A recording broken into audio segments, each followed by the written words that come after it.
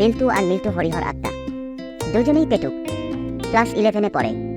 এখনই তো খাবার বয়স, অথচ পকেট মানি জোটে না। ওদিকে হিরুদা আর ধীরুদার গলায় গলায় বন্ধুত্ব।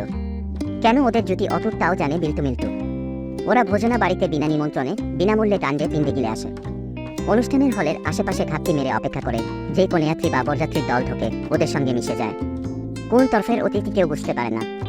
ভোলাদার চায়ের দোকানের থেকে ব্যঙ্গ করে হিরুদা বলে, মজার খবর, বোম্বাইয়ের এক রেস্টুরেন্টে খাবারের বিল না মেটানোর জন্য কাপড়িস ধুইয়ে ছেড়ে দিয়েছে। বিল্টু মিল্টুকে বলে, এইরকম একটা রেস্টুরেন্ট যদি এখানে থাকতো বেশি বেশি করে ডিশ ধুয়ে দিতাম। হিরুদা খবর পরিবেশন করলো, অনাবাসী কয়েকজন ভারতীয় ম্যাগনাম রেস্টুরেন্ট খুলেছে। সেখানে নাকি বিল মেটাতে পারেনি বলে জামা খুলে জমা রেখেছে। বিল মিটিয়ে জামা ফেরত নিতে হবে। ওরা রেস্টুরেন্টটা খুঁজে পেল।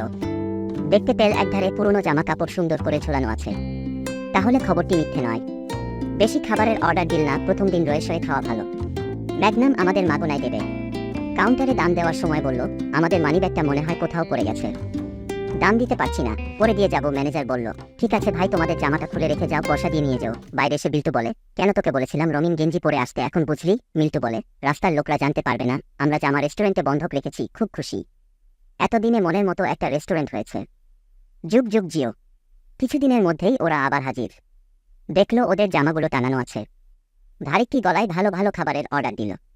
বেয়ারা এক গ্লাস শরবত ধরিয়ে দিয়ে বলে, ম্যানেজার সাহেব বলেছেন খাবার তৈরি করতে একটু সময় লাগবে, আপনারা ততক্ষণ বিনি পয়সার শরবত খান। শরবত অর্ধেক শেষ হয়েছে। পেট মোচড় দিয়ে উঠল। আর থাকতে পারছে না, দুজনেই ছোটর বাথরুমে। ম্যানেজার বাথরুমে তালা লাগিয়ে বলে, আমাদের ফটো আইডেন্টি মেশিনে ধরা পড়েছে, বিল মেটাওনি।